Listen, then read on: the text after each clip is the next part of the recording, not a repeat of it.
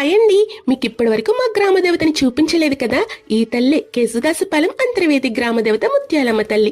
చేతిలో వెండి ఖడ్గం, ఒళ్ళో వెండి బెత్తం, పెద్ద బొట్టు, పెద్ద పెద్ద కళ్ళు, మెడ నిండుగా పసుపు తాళ్లతో నిండి బంగారపు సూత్రాలు, చుట్టూ బోలెడన్ని గరగలు. అమ్మని చూస్తుంటే అలా చూస్తూనే ఉండిపోవాలి అనిపిస్తుంది.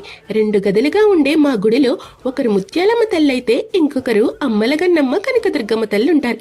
దుర్గమ్మ తల్లికైతే దసరా ఏ లోటు లేకుండా జరిపిస్తారు.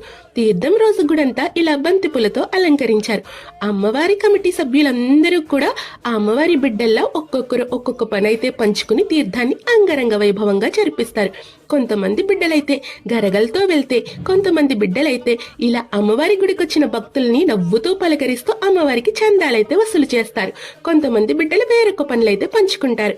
అంతే కదా, అమ్మ జాతరంటే అమ్మ బిడ్డలందరూ కూడా కలిసికట్టుగా ఒకే మాటపై ఉండి జాతర చేస్తారు.